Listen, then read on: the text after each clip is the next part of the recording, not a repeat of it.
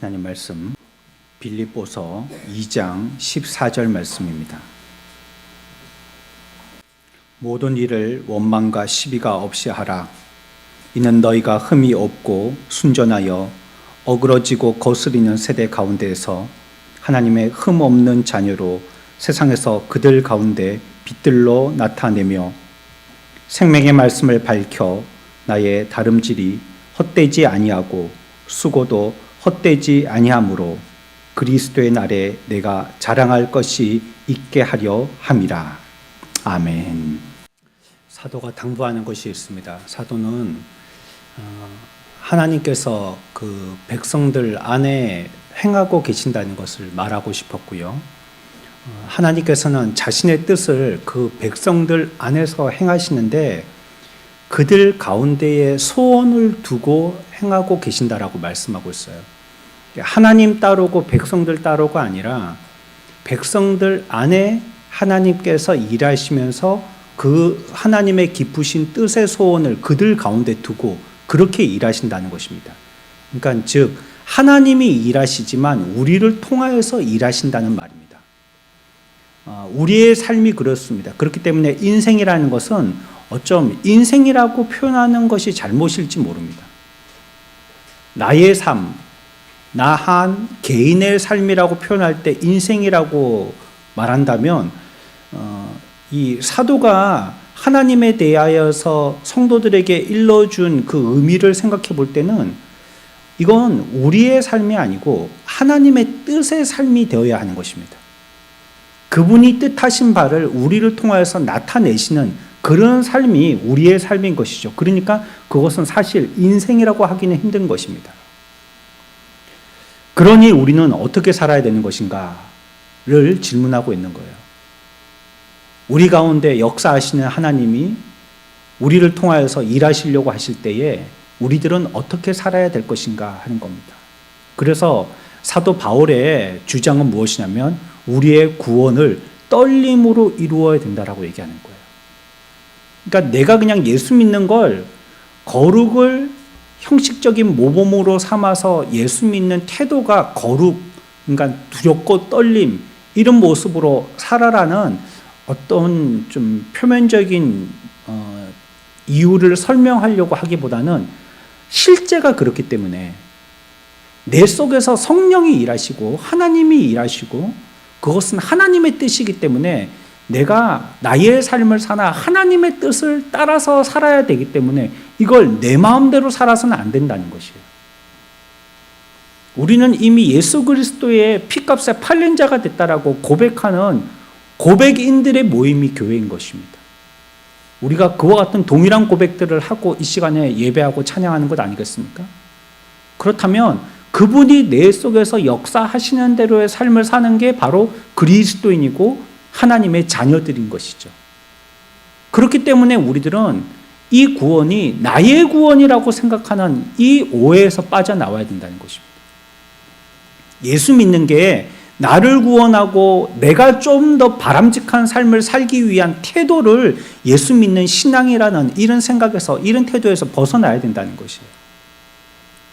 이것은 하나님의 뜻하신 바를 이루는 삶인 것입니다. 그러니 내 인생을 어떻게 아무렇게나 살 수 있겠어요? 그러니 이 삶을 어째 내 마음대로 좌지우지할 수가 있겠어요? 모든 일들을 분별하고 판단하고 그 일들을 결정하고 결정한 대로 행동하는 데 대하여서는 우리가 참으로 조심스럽게 할 수밖에 없는 것입니다.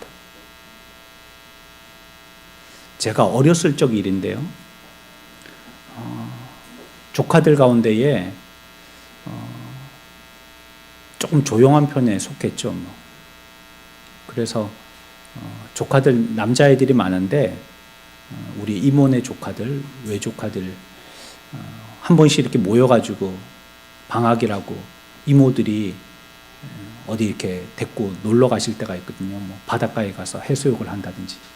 근데 어떤 이모가 누구한테 전달해 주려고 어떤 간장병 한 개를 갖다가 받으셨어요. 그래서 그거 옛날에 대병 있잖아요.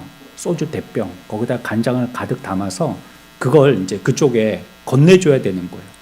그래서 이제 차를 타게 됐는데 다른 조카들한테 맡기는 게 아니고 저한테 맡기는 거예요. 제가 좀 조용하다 보니까 이거 잘 간수하겠지 싶어가지고. 근데 그걸 들고 차를 타다가 옆에 있는 조카들하고 장난치다가 깨버렸어요. 이걸. 택시 타는 문 앞에서 깨트려버려요. 놓쳐버렸어요. 그 왕창 깨져버렸죠. 얼마나 미안한지요. 이 물건이 값어치 없게 됐다는 미안함보다도 어린 마음에 미안했던 게 뭐냐면 절 믿어준 이모한테 너무 미안한 거예요. 얘 조용하다라고. 그래서 얘는 이걸 그 목적지까지 안전하게 잘 배달해 줄 거라고 생각하고, 뭐 물론 이모들도 같이 타셨지만요.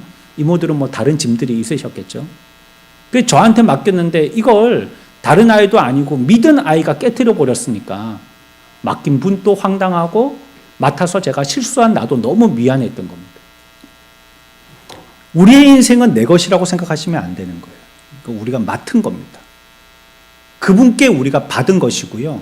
내가 일하는 것이 아니고 내 속에서 그분이 일하시는 것입니다. 그러니 우리의 구원은 두렵고 떨림으로 이루어야 하는 것입니다. 저 여러분들의 삶이 우리의 남은 여생을 조급해하거나 아니면 우리가 자의적으로 어떤 일들이 좋을 것이라고 생각하여서 그것들을 바로 결정하기보다도 내 속에 계신 그의 깊으신 뜻이 무엇인지를 찾고 이거를 분별하고 결정하는 데 대하여서 바울의 이와 같은 조언들을 잘 새겨들어서 실수하지 아니하는 승리의 삶을 사는 저와 여러분들의 삶들이 되시기를 축원합니다. 이들은요, 그들 자신이 하나님의 자녀였음을 기억하는 것이 중요한 것입니다. 하나님의 자녀라는 것이요. 다른 사람도 아닌 하나님의 자녀임을 기억하는 것이 중요한 것이었습니다. 그래서 오늘 성경은 하나님의 자녀의 성품이 무엇인지, 하나님의 자녀의 본질적인 성품이 무엇인지를 얘기하고 있어요. 그것을 얘기할 때 15절에서 이와 같이 얘기합니다. 이는 너희가 흠도 없고 순전하여 라고 얘기하고 있습니다. 우리 다 같이 한번 해볼까요? 흠이 없이 순전하여. 흠이 없이 순전하여. 이것이 하나님의 자녀된 본질의 성품입니다. 우리가 하나님의 자녀라면 하나님의 자녀로서 이런 삶이 되어야 된다는 것을 말씀하고 있는데 먼저는 흠이 없어야 된다는 거예요. 우리에겐 흠이 없어야 된다는 것입니다. 우리가 일반적으로 생각하는 그 흠을 얘기하는 것입니다. 비난받을 일, 흠 잡힐 일, 손가락질 받을 일, 그런 일을 하지 말라는 것이에요. 안 좋은 뉴스로 신문에 나지 말라는 말이에요. 동네 사람들에게 안 좋은 사람으로 지적당하지 말라는 뜻입니다. 교회 다니는 사람들이 동네에서 비추되어지는, 원하지 않고 그 사람들이 인기 없어서 제발 뭔가 혐오 시설에 있는 것 같이 우리가 그 사람들에게 그렇게 보여줘서는 안 된다는 거예요. 이건 분명히 외적인 걸 얘기합니다. 흠이 없다는 건요, 보여지는 것, 외모를 얘기하는 거죠.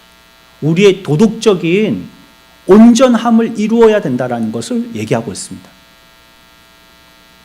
내면의 또 내적인 성품, 이런 것을 얘기하는 것이 아니고요, 지켜보는 사람들이 나를 어떤 눈으로 지켜보는가, 이런 외적인 모습을 얘기하는 거예요. 그걸 얘기할 때 흠이 없이라고 얘기하는 것입니다.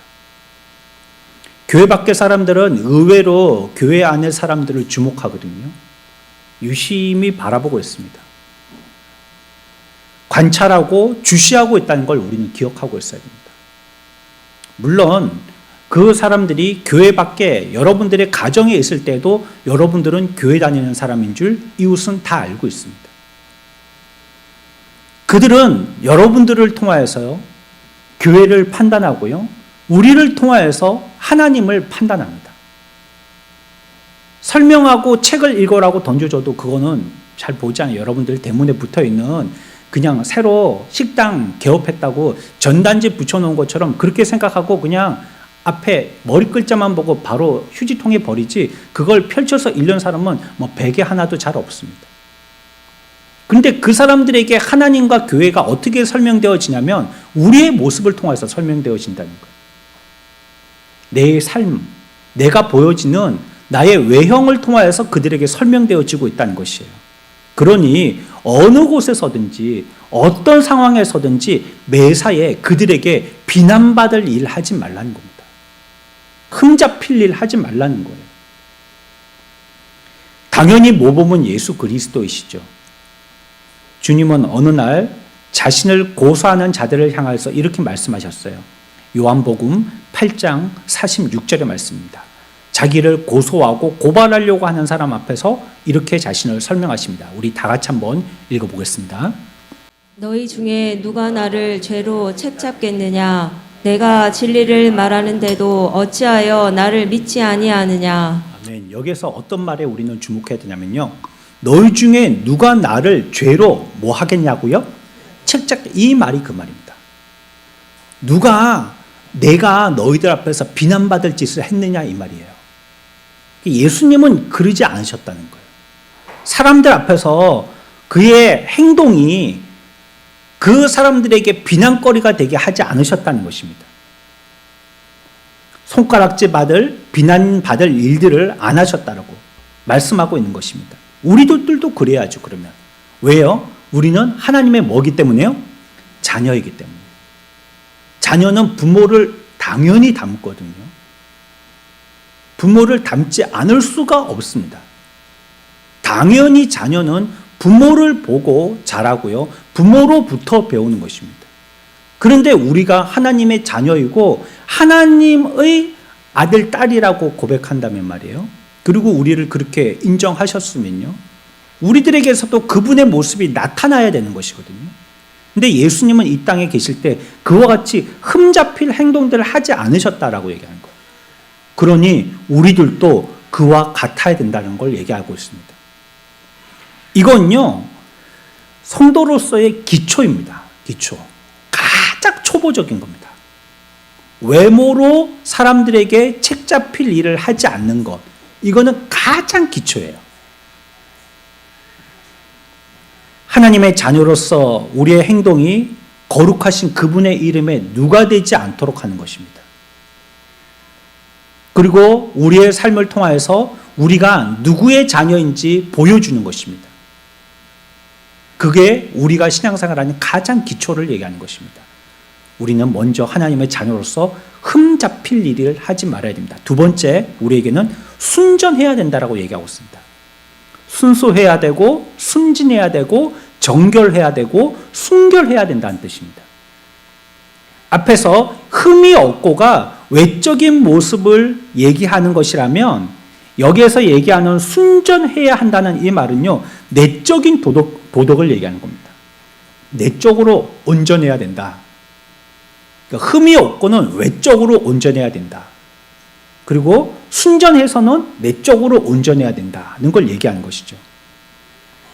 그러니까 행동과 행실로 드러나는 겉모습뿐만이 아니라 우리의 참 모습이 순전해야 된다는 거예요. 순수해서 죄와 연루되어서는 안 되고요. 정결하고 순결해야 된다는 말입니다. 그리스도인은 무엇보다도요, 세상 사람들의 눈에 비치는 겉모습으로 바른 태도의 삶을 살아야 되는 것입니다. 이것이 우리의 첫걸음이죠. 한데 이걸 어떻게 우리가 가능하게 할 수가 있을까요? 우리가 우리의 외적인 모습이 온전하게 비그리스도인들에게 어떻게 보여질 수 있느냐는 거예요. 우리가 연극을 해도 하루 이틀이죠. 그런 것처럼 보이려고 자기의 가면을 쓰고 사는 것도 한 달, 두 달이죠. 그들과 1년, 10년, 30년을 같이 지내면서 또 어떤 때에는 믿지 아니하는 우리들 가족들에게 그런 모습을 갖다가 어떻게 바른 태도로 보일 수 있냐는 거예요. 이것은요, 그 처신이 바르게 되려면요, 그 처신의 내적인 원천이 바로 되지 않으면 불가능한 일입니다. 내 속이 그와 같지 아니하면요, 내 겉은 그렇게 불가능하다는 거예요. 그게 안 된다는 것입니다. 그렇기 때문에 우리가 흠잡힐 일이 없는 자가 되기 위해서는 우리는 기본적으로 순전한 자가 돼야 되는 거예요. 그렇지 아니하고서는 흠잡힐 일을 반드시 나타내게 되는 것입니다. 우리가 TV 같은 데를 통하여서 보는 예수 믿는 영향력을 끼치는 연예인들이나 정치인들 보십시오. 그들이 예수 믿는 사람이고 어느 교회 집사이고 장로인지 분명히 우리가 알고 있는데도 불구하고 그 사람들이 그와 같이 불의와 부정을 행하는 것들을 보면요, 그들은 겉만 그런 것처럼 보인 것이지 속은 그렇지 않은 사람들이에요. 그런 사람들을 믿어서는 안 되는 거예요. 그분이 어떤 직책을 갖고 있든지 간에 어떤 직분을 갖고 있든지 간에 그거에 속으면 안 되는 거예요. 그 겉을 보니까 그런 모습을 보이지 않거든요. 당연히 그렇다면 속도 안 그런 사람입니다. 우리는 좀 더 성숙해서요, 겉이 그렇더라도 속이 참으로 그런가도 분별할 줄 알아야 된단 말이에요. 성품과 행동이라는 것은요, 내 속에 있는 참 모습에서 나오는 것입니다. 우리의 행동뿐만이 아니라 우리 속에 있는 잘못된 생각이 있다면 이런 것도 하지 말아야 될 것을 성경이 얘기하는 것입니다. 산상설교 가운데에서 주님은 말씀하십니다. 마태복음 5장 27절과 28절에서 이와 같이 우리들에게 교훈하십니다. 같이 읽읍시다. 또 간음하지 말라 하였다는 것을 너희가 들었으나 나는 너희에게 이르노니 음욕을 품고 여자를 보는 자마다 마음에 이미 간음하였느니라. 아멘. 간음하지 말라 뭐죠? 행동을 얘기하는 거죠. 행동. 우리가 오늘 본문에서 15절에서 읽은 것과 같은 뭘 얘기하는 겁니까? 흠 얘기하는 겁니다. 흠 잡히지 말라. 그 말이 뭐라고요? 간음하지 말라. 그런데 간음하지 않기 위해서는 뭐가 없어야 된다는 것이에요? 내 마음에 28절에 음욕을 품지 말아야 된다는 거예요. 이게 뭡니까? 순전하라는 겁니다. 순전하라는 거. 내 마음에 음욕을 품어서는 간음하지 않아야 해도 간음한 거나 마찬가지라는 거예요. 그 참 내 속에 내 참 본질의 내 마음이 이미 그런 마음을 갖고 있다면 시간 문제지 언젠가는 드러난다는 거예요. 그래서 신약에서는 뭐라고 얘기하냐면 음욕을 품으면 이미 간음한 것과 마찬가지라는 겁니다. 미워하는 마음만 가지고 있어도 그것이 시간 문제지 이미 살인한 것과 마찬가지라는 거예요. 하나님 나라에서 정욕은 행위 못지않게 가증한 일이고요. 탐심 또한 도둑질 못지않게 책망받을 일이라고 성경은 얘기하고 있는 것입니다. 그래서 우리는 행동에서만 자유로워서는 안 되는 거예요. 난 그거 안 했다. 이런 사람으로 사람들이 나를 비난하는 그 비난에서 자유롭다라고 생각해서는 안 된다는 것입니다. 그 원천이 되는 생각과 동기도 온전해야 된다는 거예요. 누가요? 누가 그렇다는 거예요? 하나님의 자녀들은 그래야 된다는 겁니다. 나는 교회 다니는 누구네 하고 거들먹거리고 다녀서는 안 된다는 거예요.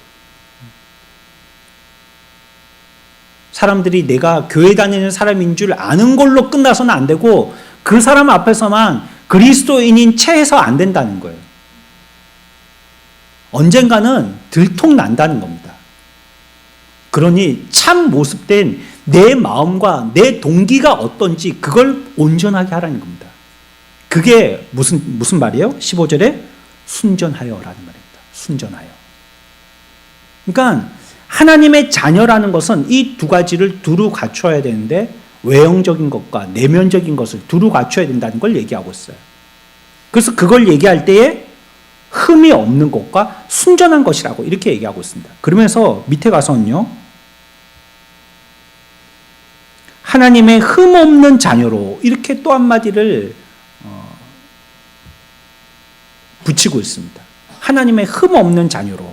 그래서 우리들은 또 한 가지로 표현한다면 하나님 앞에서 흠 없고 순전해야 되지만 또 흠 없는 자녀가 되어야 된다는 거예요. 이 흠이 없다는 말은 똑같은 말로 한글로 번역되어 있기 때문에 다른 말로 좀 바꿔본다면요, 흠이 없다는 것은 우리들에게 어떤 질책할 것이 없는 것으로서, 그러니까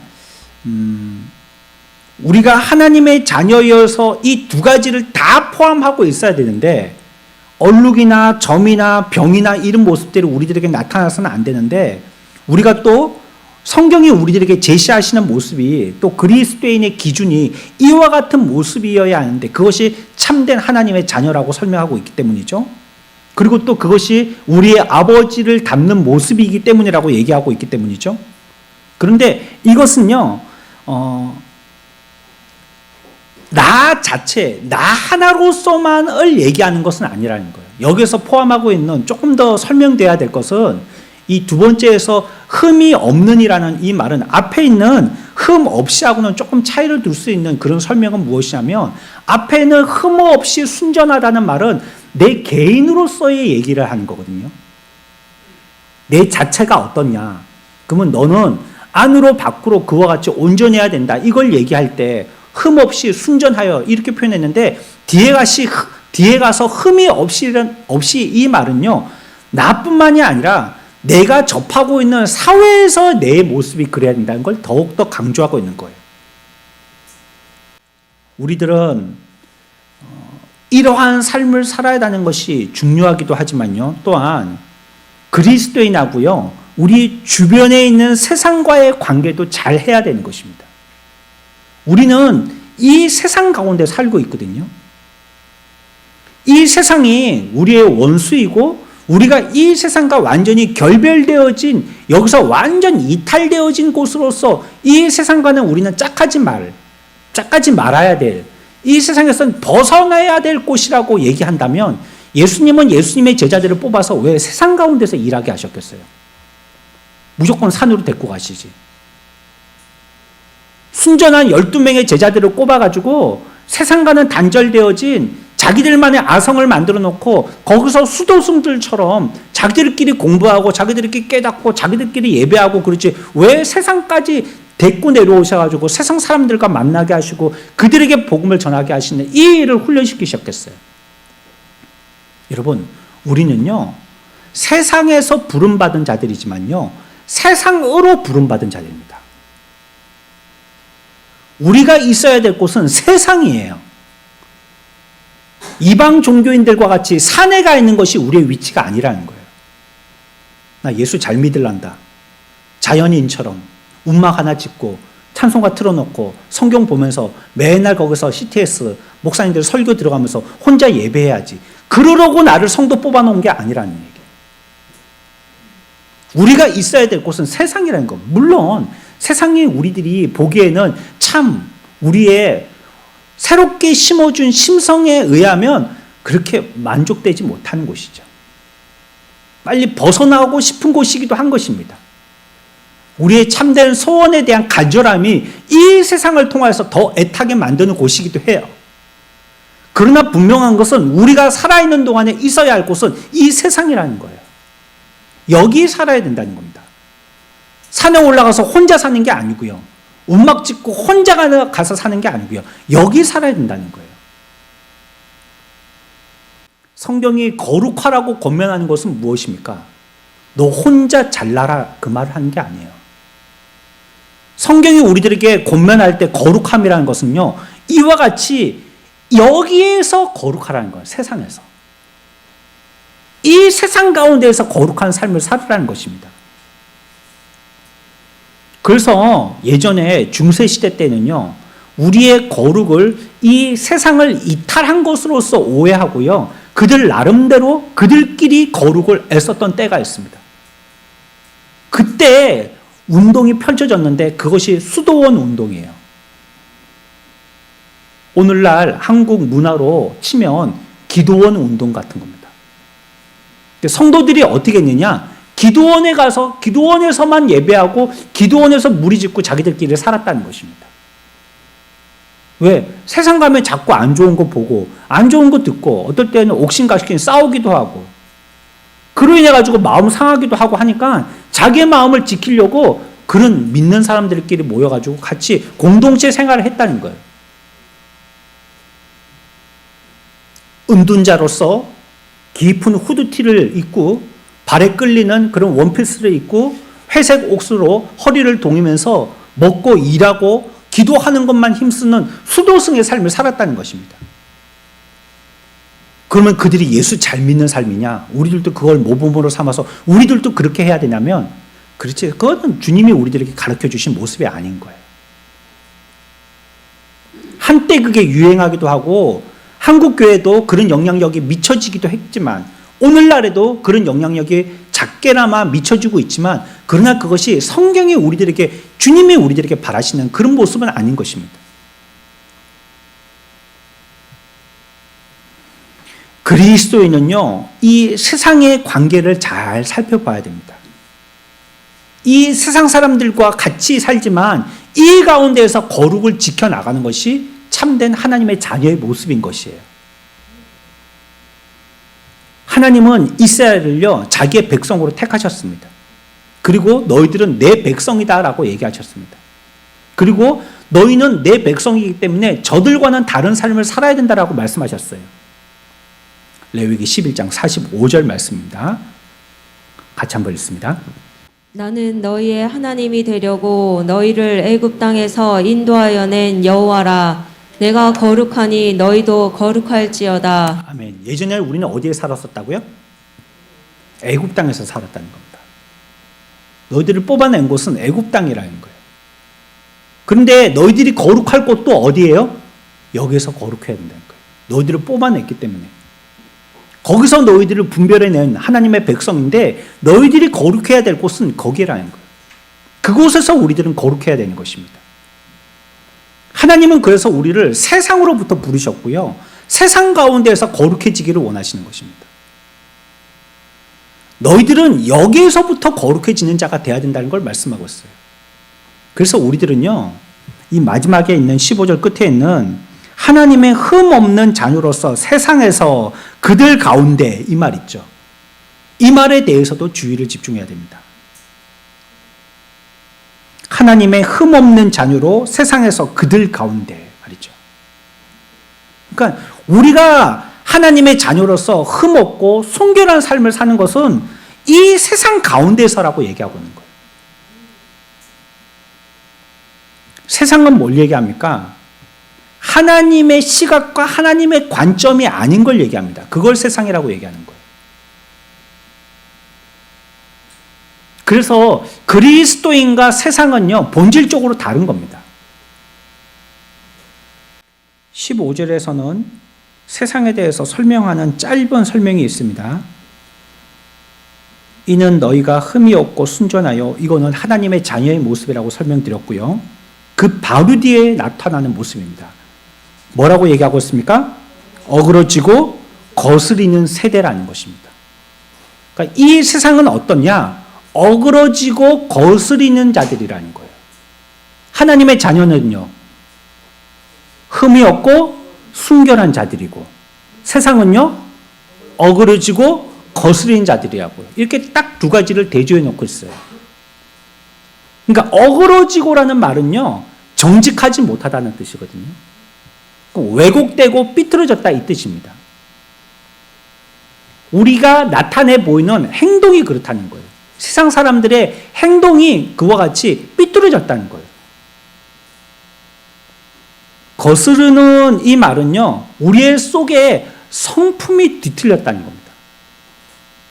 거스리는 이 말은. 그러니까 보세요. 이 두 단어가요, 앞에 두 단어와 정확하게 데칼코마니처럼요, 대조가 되어집니다.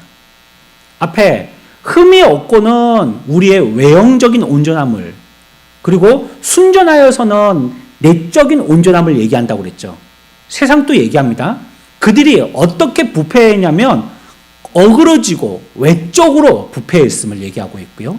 거스리는 내적으로 부패했음을 얘기하는 겁니다. 두 가지가 아주 정확하게 부패했음을 대조적으로 설명을 해놓고 있어요. 우리가 내적 차원에서도 그리스도인은 순수하고 순전하고 정결하고 순결하고 성품에서는 비틀리거나 주름진 데가 없어야 된다고 성경은 얘기하고 있는데, 비그리스도인들은요, 본질적으로 어그러지고 비틀리고 왜곡됐다라고 얘기하고 있어요. 그러니까 그들은 거스리는 이 말이 그 속에서부터 이미 행위뿐만이 아니라 성품 자체가 어그러졌다는 걸 얘기하고 있습니다. 그 마음의 심성 자체가요, 이미 그 토양 자체가 어그러진 토양을 갖고 있다라고 얘기하고 있어요. 그러면 보세요. 여러분들이 여기서 깨달으셔야 되는 게 있습니다. 우리들은 하나님의 자녀입니다. 믿으시죠? 다들 하나님의 백성들입니다. 거룩한 하나님의 자녀들입니다. 그래, 우리를 설명하실 때 15절에서 그와 같이 순전하고 흠없고 순전하다 이렇게 얘기하신 겁니다. 우리의 본질이 그렇다는 거예요. 그리고 그 본질로 말미암아 나타나는 우리의 행동들이 그렇다는 거예요. 세상은요, 어떻다고요? 어그러지고 거스렸다. 그들의 본질이 그렇다는 거예요. 그래서 그들의 행동이 그렇게 행동하게 나왔다는 겁니다. 이 말은 본질적으로 그리스도인들과 비그리스도인들은 다르다는 걸 얘기합니다. 본질적으로. 마치 빛과 어두움이 다르듯이 두 개는 딱 구분이 됐다는 거예요. 여러분들이 헷갈리시면 안 돼요. 내가 세상 가운데 살고 있기 때문에 내가 세상 사람들처럼 살면 세상 사람들이고 그리스도인처럼 살면 그리스도인이고 왔다리 갔다리 하는 이렇게 내 생각의 주체성 자체를 어지러워하면 안 된다는 거예요. 내가 세상 가운데 혹시 살더라도 나의 본질은 그리스도인이라는 거예요. 아무리 그들이 그리스도인처럼 행동한다 할지라도 그들의 본질은 비그리스도인이라는 거예요. 딱 갈라져 있다는 거, 완전히 갈라져 있다는 것입니다. 그래서 15절에서 설명을 뭐라고 얘기하고 있냐면 세상에서 그들 가운데 빛들로 나타내며 라고 이렇게 얘기하고 있어요. 그러니까 달과 별이요, 모양만 다른 게 아니라요, 본질적으로 어두움하고는 완전히 다른 거잖아요. 그것이 빛의 시작인 모습을 갖고 있듯이 어두움은 그 빛의 시작과는 전혀 다른 모습이거든요. 어떻게 빛하고 어두움이 같을 수가 있어요? 그건 전혀 다른 모습이라는 말이에요. 우리들도 본질적으로 비그리스도인들과는 다른 자들이라는 것입니다. 여러분들은 동일하게 황색 피부를 이 대한민국에서 갖고 살고 있지만 황색 피부를 갖고 있는 교회 밖에 있는 사람들과는 전혀 다른 존재들이라는 거예요. 하나님이 그렇게 구분지어 놓으셨어요. 그리스도인들과 비그리스도인, 하나님의 자녀와 하나님의 자녀 아닌 자들은 하나님께서 뚜렷하게 빛과 어두움처럼 구분을 딱 해놓으셨다는 거예요. 우리의 본질은 우리가 이해하고 기억하기를 나는 하나님의 자녀이다. 나는 하나님의 자녀로서 구분되어진 자들이다는 걸 분명하게 기억해야 된다는 겁니다.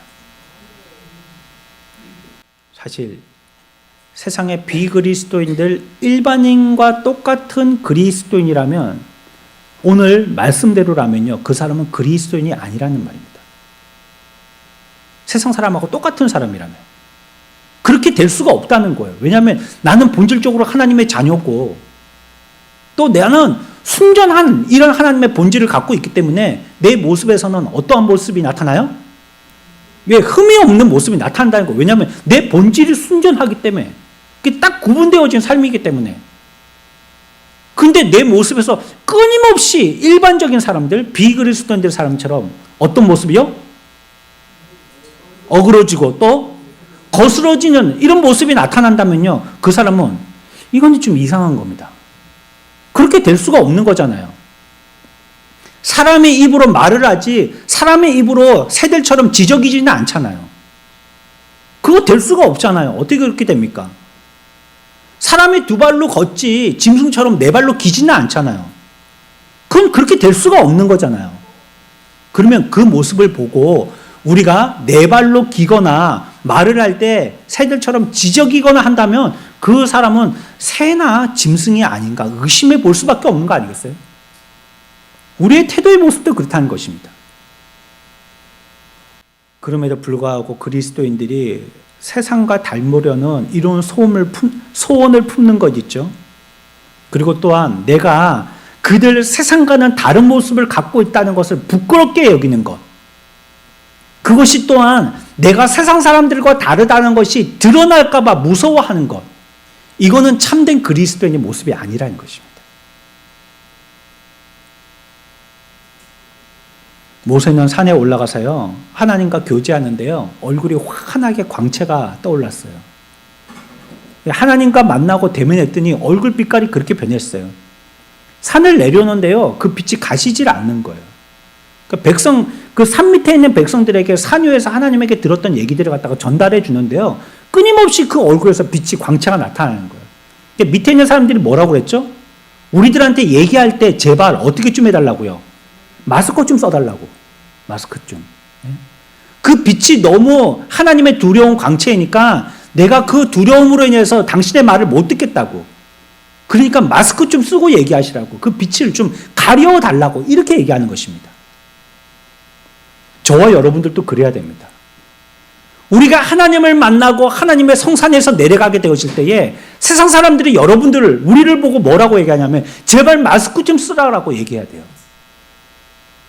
우리의 얼굴, 우리의 모습에서 흠이 없는 모습이 자꾸 드러나게 되어져 가지고요, 그 모습이 빛과 같이 광채와 같이 그들을 눈부시게 만들어서요, 그들이 얘기할 때 제발 얼굴을 수건으로 좀 가려달라고 이런 말이 나와야 된다는 거예요.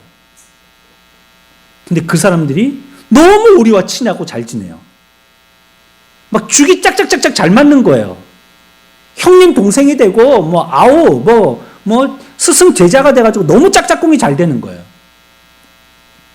우리에게 드러나야 할 하나님으로부터 받은 그 광채의 모습은 다 어디 간 겁니까? 왜 그들은 그걸 두려워하지 아니하고 떳떳하게 우리 얼굴을 직면하고 바로 보고 있는 것이에요? 우리는요, 이 세상 가운데에서 하나님의 자녀로서 구분되어졌기 때문에요, 또 우리에게는 그 빛의 광채를 갖고 있기 때문에 그들에게 바른 것들을 바르게 얘기해 줘야 할 의무가 있는 것입니다. 요한복음 3장 20절입니다. 함께 읽습니다. 악을 행하는 자마다 빛을 미워하여 빛으로 오지 아니하나니 이는 그 행위가 드러날까 하며. 그 악을 행하는 세상 사람들은 어떻게 하려고 한다는 거예요? 그러니까 어떻게 하려고 한다는 거예요? 끝에 가서는 뭐 할까 두려워한다고요? 드러날까 두려워한다고 그랬죠? 그러니까 세상 사람들은 뭐 한다는 겁니까? 드러나지 않으려고 자꾸 숨긴다는 겁니다. 비그리스도인들은요, 안 드러내려고 해요. 그러니까 악의 습성은 뭐냐면 자꾸 감추는 겁니다. 안 드러내려고 자꾸 감추는 거예요. 뭐 누가 이런 말을 했다, 누가 저런 말을 했다, 자꾸 뭘 감추고 여기 감추고 저기 감추고, 세금 안 내려고 돈을 갖다가 트렁크에 넣었다가 화장실에다가 물 내리는 변기통에다가 넣었다가 천정을 뜯어서 천정에다가 위에 놨다가 땅을 파갖고 막 밭에다가 묻었다가 온 데다 숨겨놓죠. 감추는 거예요, 자꾸. 자기의 정체를 자꾸 감추는 거죠. 그게 악의 특성이죠. 비그리스도인들은 그와 같이 드러날까봐 두려워한다는 거예요. 에베소 5장 13절입니다. 바울도 그와 같이 얘기합니다. 같이 읽습니다. 그러나 책망을 받는 모든 것은 빛으로 말미암아 드러나나니 드러나는 것이 다 빛이니라. 아멘. 그래서 우리들이 해야 될 일이 있습니다. 뭐냐면 세상 가운데 우리가 하나님의 자녀로서 책망하고 경고해 드러내야 된다는 겁니다. 드러내는 것이 우리의 사명입니다. 근데 이것은요, 드러내야 할 사명이기도 하지만요, 드러낼 수밖에 없게 됩니다. 왜냐하면 우리가 그 옆에 있으면 딱 대조가 되기 때문에요. 그럴 수밖에 없기 때문에 그 드러나게 되는 거예요. 여기서 도둑들이 도둑질 하려고 작당을 하고 있어요. 막 어떻게 털자, 뭐 몇 시에 문 연다, 주인이 몇 시에 들어온다, 그러면 어떻게 도둑질을 해야 되겠다. 자기들끼리 막 3명이 4명이 차 마련됐냐, 마스크 준비했냐, 도주로는 뭐 확보해놨냐, 막 자기들끼리 막 이렇게 막 작전을 짜고 있단 말이에요. 그 가운데 경찰이 딱 나타났어요. 그들이 그 얘기를 계속 할까요? 경찰이 그 앞에 딱 나타났어요. 그러면 그들이 그 얘기를 하겠냔 말이에요. 그 얘기를 절대 못하는 것입니다. 그들이 그 얘기를 하는 순간 그들의 이 죄악이 그대로 다 드러나기 때문이죠. 자기들끼리 얘기할 때는 그게 도둑질이고 뭐 자기들 뭐 생계를 위한 것이고 뭐 그렇게 서로 얼버무리고 지나가는데, 경찰이 딱 와버리니까 그들의 잘못한 것이 그대로 드러나 버리는 것이거든요. 그리스도의 모습이 그런 것입니다. 사회에서 우리의 역할은요, 사람들이 지금 어떤 삶을 살고 있는 그들의 실상이 무엇인지를 얘기해 주는 것입니다. 뭘 통해서요? 우리의 삶을 통하여서요. 그러니 우리들은 어떤 삶을 살아야 되겠어요? 그들과는 정반대의 삶을 살 수밖에 없는 것입니다. 성경이 우리들에게 반대적인 삶을 설명하기도 하지만 우리도 그런 삶을 살아야 되는 것입니다. 그래야지만 이 시대와는 다른 빛으로서 다른 모습을 세상 가운데 보여줄 수가 있는 것입니다. 세상은 점점 더 요란하죠. 대담하고 교만하고 공격적인 성향을 보입니다. 예전에 서로의 정의를 얘기한다든지 서로의 화합을 얘기한다든지 그런 것이 한때 온 나라의 모든 나라들마다 우리가 그렇게 잘 되고 있지는 못하지만 그렇게 살아야 되는 것이 우리 추구해야 할 이상이다 이렇게들 다 얘기했습니다. 요즘은 그렇습니까? 힘센 놈이 최고지 이럴 겁니다. 오늘날은 힘센 놈이 최고라는 거예요. 누가 더 힘세지? 옆에서 눈치 보고 있다가 힘센 놈 옆에 가서 붙는 거예요. 우리의 나라의 국방력이 굉장히 강합니다. 세계 5위쯤 됩니다. 얼마나 강한지 모릅니다. 이 코딱지만한 땅덩어리가 국방력이 꽤나 강해요. 근데 우리가 국방력이 강한지 잘 나타나질 않아요. 왜냐하면 옆에 있는 열강이 너무 센 나라들이 있기 때문에. 중국 세죠. 러시아 지도의 3분의 1을 차지하고 있는 게 러시아 아닙니까? 옆에 또 일본 두루 막고 있죠. 태평양 거기에는 미국 이따만한 나라가 있죠. 어디에 우리가 5위라고 이게 동남아시아 가면요. 우리가 한 1위, 2위 정도 될 겁니다. 2위도 서럽죠. 1위 될 겁니다. 동남아에서는 분명히. 강국이 지배한단 말이에요. 요즘에는.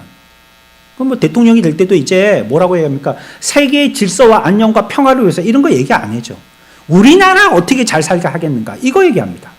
그래야지 표를 받으니까. 세상은 점점 더 이렇게 되어가고 있습니다. 오늘날 똑똑한 사람은 어떤 사람을 똑똑한 사람이라고 얘기합니까? 거만한 사람, 교만한 사람, 자기 주장 내세우는 사람. 그런 사람을 똑똑한 사람이라고 얘기합니다. 성경에서 얘기하는 것처럼 겸손으로 허리를 동이라. 이건 옛날 말이에요. 구태연한 말이라고 무시해버립니다. 겸손한 거? 그거는 못난 놈들이 하는 자기 변명이라고 얘기합니다. 이런 시대에 그리스도인은 세상 사람들과 같은 생각과 세상 사람들과 같은 옷차림과 세상 사람들과 같은 말실을 써서는 안 되는 것이에요. 차를 타고 오는데 예전에 불렀던 복음성가를 틀어놓고 찬양을 부르면서 오게 됩니다. 근데 거기에는 분명한 메시지가 있어요. 물론 오늘날의 찬양과 비교하면 정말로 촌스럽습니다. 아주 단순한 음표. 그거 가지고 끊임없이 반복되어지는 그러한 가사로 계속 부르는 거예요. 근데 거기는 내가 어떻게 하겠다는 의지가 있고요. 분명한 목적이 드러나 있어요. 그러니까 내 마음에 그것이 은혜가 되고요. 그런 삶을 살아야지 하고 막 뜨거워지는 거예요. 오늘날 세상에서 부르는 얘기들 보십시오. 뭘 노래하고 있는 겁니까? 세상 사람들이 지금. 세상 사람들이 추구하고 있는 것이 뭡니까? 과연 나보고 뭘 어쩌라는 겁니까? 오늘날 우리 보고 뭐 어떻게 하라는 겁니까? 그들은 우리들에게 보여주는 게 없어요. 하라고 하는 게 없어요. 그걸 해도요, 해봤자 허무하고 필요 없는 헛일들 하라라고 우리에게 부추기고 있는 겁니다. 말들에도 보십시오. 그들이 어떤 헛된 말들을 하고 있는지 그 말들을 드러내야 됩니다. 욕설이 난무하죠. 반은 말이고 반은 욕이잖아요. 서로 험담하잖아요. 상대방의 단점이 무엇인지 그거 캐내가지고 그거 침소봉대하죠. 온데 나팔 불고 다니잖아요. 그래야지 자기가 사는 거예요. 정치인들 보십시오. 하는 게 그거지. 예? 자기의 정책을 갖다가 사람들에게 설명하는데 시간 많이 씁니까? 저 사람들 나쁜 사람이다. 상대방 욕하는데 거기에 더 많이 시간 쓰지. 오늘 정치인들이 하는 모양이 그 모양들이잖아요. 자기 잘하는 것은 이거 이렇게 잘하고 있습니다. 우리들 이렇게 잘할 겁니다. 이거 얘기하기보다는 서로 상대방이 잘못하고 있는 거 이것만은 자꾸 꼬집고 있잖아요. 이게 세상이 하는 방법이거든요. 세상 사람들이 쓰는 방법이란 말이에요. 우리는 하나님의 자녀이기 때문에 그거 배우면 안 돼요. 예? 서로의 흠잡을 게가 뭐 있나?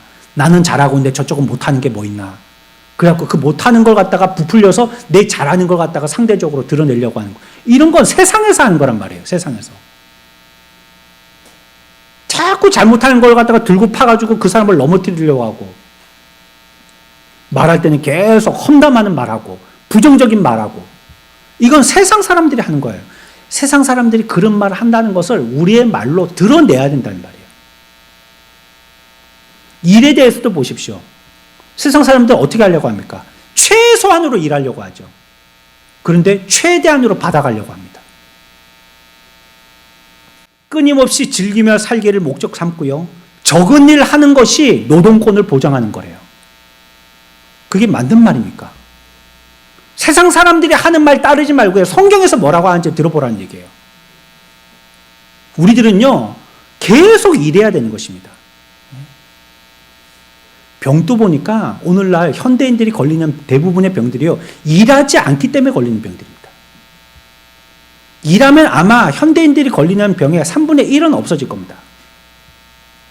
우리나라의 청년들의 일하지 않고 집에 은둔형 그냥 놀기만 하는 청년들이 거의 40만이 넘는데요.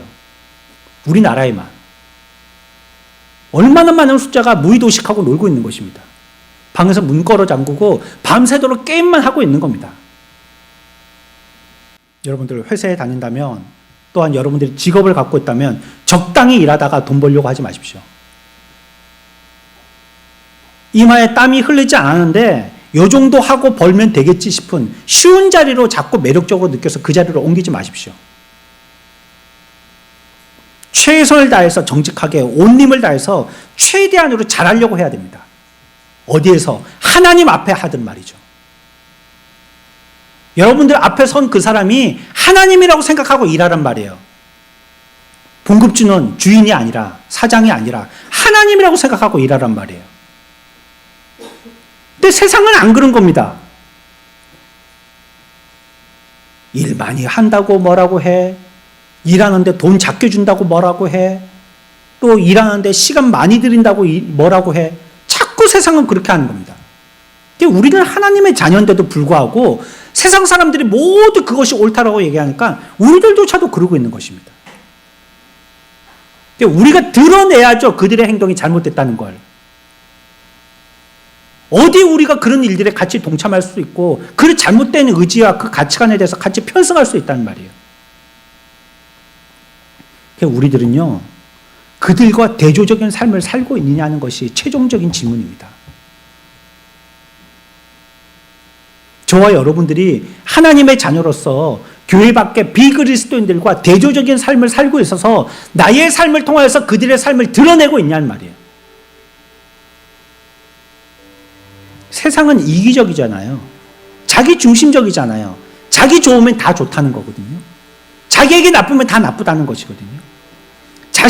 자기의 유익만 생각하지 남을 생각하지 않습니다. 우리 2장 4절 봅시다. 오늘 읽었던 2장에서 4절로 갑니다. 4절 한 절만 다 같이 읽습니다. 시작. 각각 자기 일을 돌볼 뿐더러 또한 각각 다른 사람들의 일을 돌보아 나의 기쁨을 충만하게 하라. 이것이 사도의 권면입니다. 너희만 좋아서는 안 된다는 거예요. 너희의 모습을 통해서 저들이 어떠한 삶을 살고 있는지 드러내고 그러한 우리의 삶을 통해서 하나님께 영광되어진 삶이 되어야 된다는 거예요. 문제는요, 이 4절의 말씀에 우리들은 어떻게 반응하느냐는 겁니다. 각각 자기의 일을 돌아볼 뿐더러 또한 각각 다른 사람들의 일을 돌아보아 나의 기쁨을 충만하게 하라는 것은요, 설교자의 말이 아니라 성경의 하나님의 말씀입니다. 여기에 여러분들은 어떻게 반응하느냐, 이것이 오늘의 요인 거예요. 흠없고 순전하며 책망할 것이 없는 자로서의 삶을 살라는 것이 성경의 가르침입니다. 저와 여러분들은 하나님의 자녀입니다. 하나님께 영광 돌리는 것이 우리의 삶의 고백이라고 하나님 앞에 고백했고, 또 우리들은 그 호소를 받아들여야 되는 것이죠. 현 세대의 방탕함과 악함과 교만함과 이기적임과 문란함을 폭로하고 들추어내야 하는 것입니다. 우리의 거룩한 빛을 비추어서 모든 것을 환하게 드러내는 것이 우리의 사명인 것입니다. 이 세상을 책망할 뿐만 아니라 이렇게 사는 삶은 더 큰 실패와 혼란을 겪게 된다고 그들에게 경고하는 삶이 되어야 된다는 것이에요. 우리에게서, 우리 속에 계신 하나님께서 하나님의 뜻을 이루려고 하시는 그 목적의 삶이 우리가 되어야 된다는 것입니다. 나는 나를 위해서 사는 자가 아니라 그분의 뜻이, 그 깊으신 뜻이 드러내도록 하는 것이 우리의 삶의 목적인 거예요. 그래서 처음에 말씀드린 것처럼 그래서 사도는 우리들에게 그와 같으냐라고 질문하고 시작하고 있는 것입니다. 저 여러분들, 이 시대 우리가 이 땅에 살고 있지만요, 이 땅의 사람이 아니라는 것을 분명히 기억하시기 바랍니다. 우리는 본질적으로 다른 사람입니다. 그들과 같이 말이 통해서는 안 되고요, 그들과 같이 사상이 합해져서는 안 되고요, 그들과 같은 가치관을 추구해서도 안 되는 것입니다. 우리는 본질적으로 빛과 어둠이 함께 할 수 없듯이 함께 될 수 없는 존재들입니다. 하나님의 자녀로서 하나님께서 우리들에게 맡겨주신 사명의 삶을 사는 거룩한 주의 백성들 다 되시기를 축원합니다.